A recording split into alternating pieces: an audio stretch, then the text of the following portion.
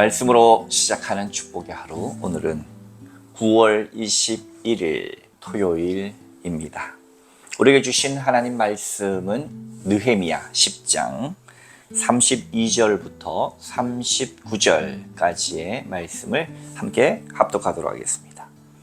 우리가 또 스스로 규례를 정하기를 해마다 각기 세겔의 3분의 1을 수납하여 하나님의 전을 위하여 쓰게 하되, 곧 진설병과 항상 드리는 소제와 항상 드리는 번제와 안식일과 초하루와 정한 절기에 쓸 것과 성물과 이스라엘을 위하여 속죄제와 우리 하나님의 전의 모든 일을 위하여 쓰게 하고, 또 우리 제사장들과 레위 사람들과 백성들이 제비 뽑아 각기 종족대로 해마다 정한 시기의 나무를 우리 하나님의 전에 바쳐 율법에 기록한 대로 우리 하나님 여호와의 제단에 사르게 하였고, 해마다 우리 토지 소산의 만물과 각종 과목의 첫 열매를 여호와의 전에 드리기로 하였고, 또 우리의 맏아들들과 가축의 처음 난 것과 소와 양의 처음 난 것을 율법에 기록된 대로 우리 하나님의 전으로 가져다가 우리 하나님의 전에서 섬기는 제사장들에게 주고, 또 처음 익은 밀의 가루와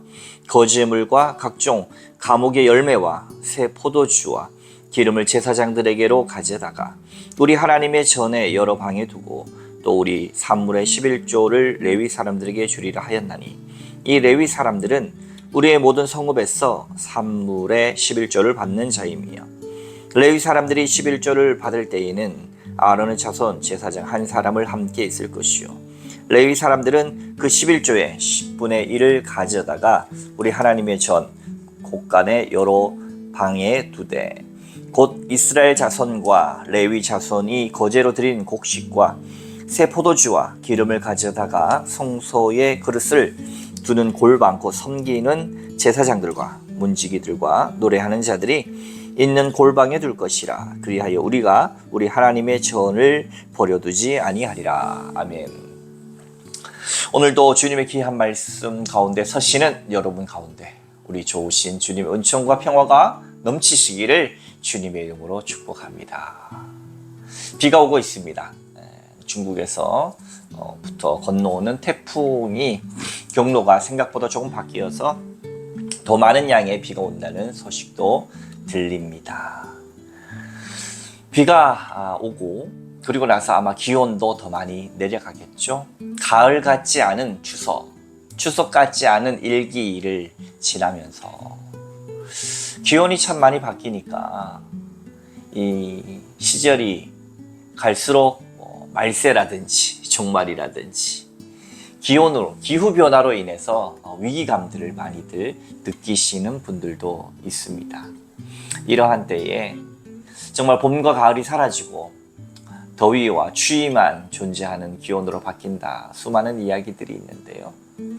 중요한 것은 우리가 일전에 데살로니가서를 봤던 것처럼 일하기 싫거든 먹지도 말라. 종말이 언제 올지 우리가 언제 알 수 있겠습니까? 예수님이 언제 재림하실지 그 시와 때를 우리가 어떻게 알 수 있겠습니까?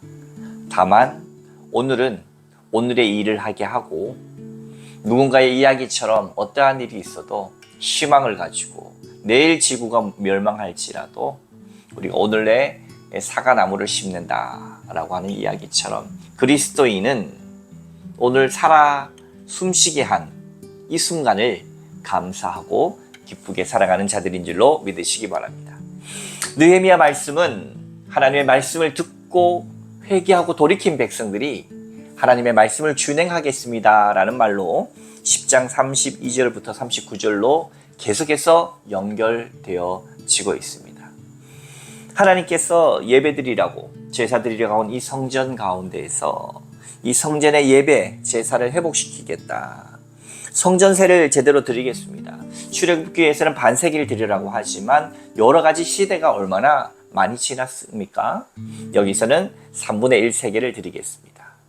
그리고 출애굽기에는 그 성전의 제물을 태울 이 나무 제목을 드려라 하라고 하는 그런 구절은 없는데, 오늘 34절에 보면 정한 시기에 따라서 나무를 하나님 전에 바쳐서 율법에 기록한 대로 우리 하나님 여호와의 제단을 사르게 한다, 이런 내용들도 있습니다.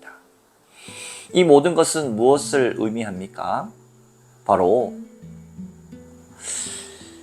예전에 선포되어졌던 그 하나님의 말씀이 그저 역사이고 좋은 말이고 교훈이고 속담이고 들어도 좋고 듣지 않아도 좋은 정도의 말씀으로 받아들이지 않고 있다는 사실입니다. 우리가 고속버스를 타거나 아니면 휴게실을 잠시 들릴 일이 있거든. 휴게실을 딱 보면 이 볼일 볼 때 화장실 앞에 유명한 분들의 문구들이 있습니다. 나는 99%의 노력과 1%의 영감으로 에디슨 내 말이라든지 또 다양한 분들의 격언과 속담들이 있죠. 그런 것 바라보듯이 성경을 바라보지 말라고 하는 것입니다. 성경은 우리가 지켜도 되고 안 지켜도 되고 아주 좋은 말씀이면 그저 기분 좋고 또 힘든 말씀이면 빨리 지나가고 그런 정도의 성경은 그리스도인이 성경을 대하는 자세가 아닙니다. 에스라를 통해서 선포되어진 하나님의 말씀은 백성들의 눈물을 자아냈습니다. 내 인생이, 내 삶이 하나님의 말씀과 멀어졌구나 라고 하는 것을 분명히 깨닫게 했고 울면서 그들은 회개했고 하나님의 말씀을 바로 서기 위해서 몸부림치고 있는 것이 바로 계속된 10장의 말씀입니다. 그래서 하나님의 말씀 선포되었던 그 말씀대로 행하겠습니다. 성전세도 내겠습니다. 그리고 생전이 잘 돌아갈 수 있도록 하겠습니다. 첫 소산물 바치겠습니다. 레위인들을 위해서 11조를 드리겠습니다. 이 모든 것들을 통하여서 이스라엘 백성들은 하나님이 하나님 되실 수 있도록 성전이 성전의 역할을 감당할 수 있도록 그들은 애썼죠. 마지막 39절 말씀 함께 봉독해 봅시다.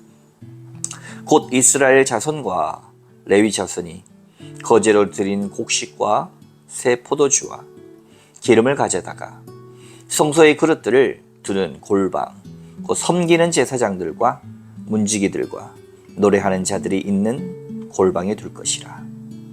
그리하여 우리가 우리 하나님의 전을 버려두지 아니하리라. 아멘. 하나님이 임재하신다고 하는 이 소중한 곳, 하나님의 성전, 그곳에 내 거룩한 이름을 두겠다 이렇게 말씀하셨었죠. 하나님의 임재가 계속 임할 수 있도록 하나님의 전을 그냥 버려두지 않고 하나님의 말씀을 떠났던 우리의 삶이 하나님 기뻐하시는 말씀으로 순종, 복종하겠다라고 하는 결단이 여기에 스며져 있습니다. 사랑하는 성도 여러분, 저는 추석 명절을 지나가면서 마음속에 한 가지가 남아있는 것이 있습니다.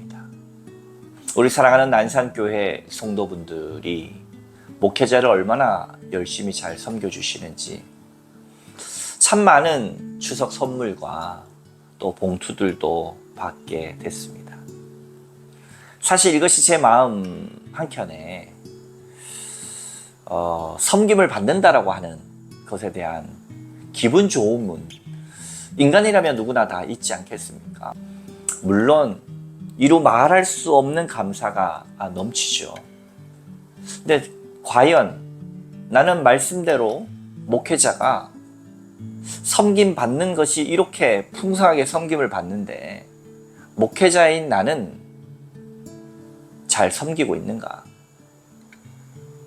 말씀에 의하면 예수님은 섬김을 받으러 온 것이 아니라 오히려 섬기러 오셨다라고 했는데 추석 명절을 지나면서 나는 섬김을 너무 많이 받는 게 아닌가 라고 하는 마음에 부담감이 있습니다. 물론 누군가의 이야기처럼 이것을 잘 돕고 또 잘 나누고 하는 것으로 그 부담감을 조금씩 덜어내기야 하겠습니다만 생각하는 것이죠.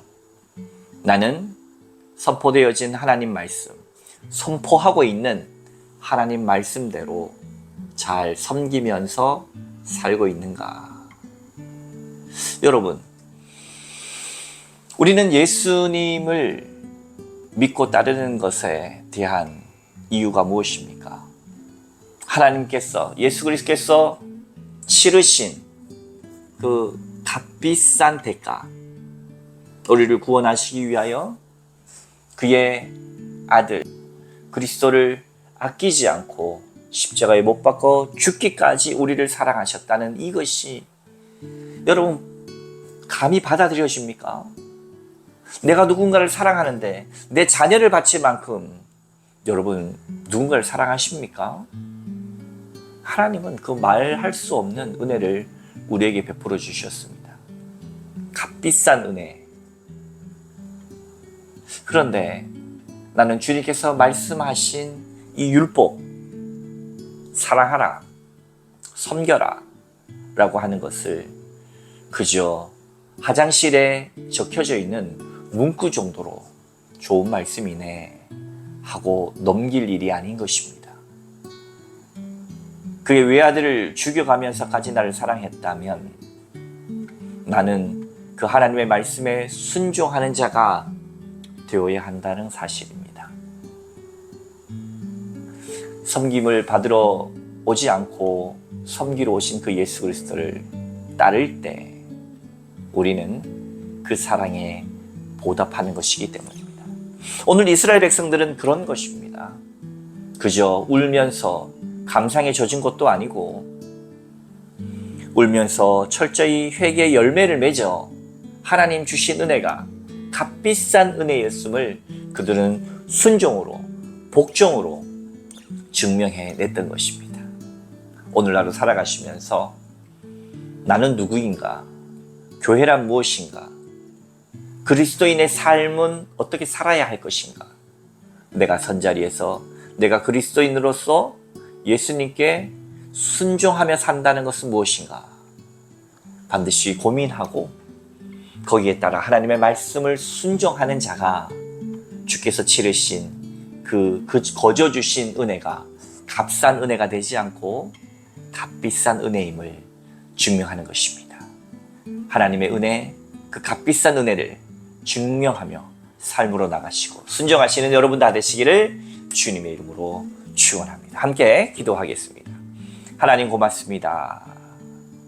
나를 위해서 치르신 그 사랑과 희생, 은혜를 하나님 값싼 은혜를 만들지 않고 내 삶으로 하나님의 말씀에 잘 순종해서 오늘 느헤미야의 백성들이 하나님의 말씀을 가슴치며 회개하고 돌이켰고 삶으로 증명했듯이 우리도 순종하며 나가는 인생 되게 하여 주옵소서.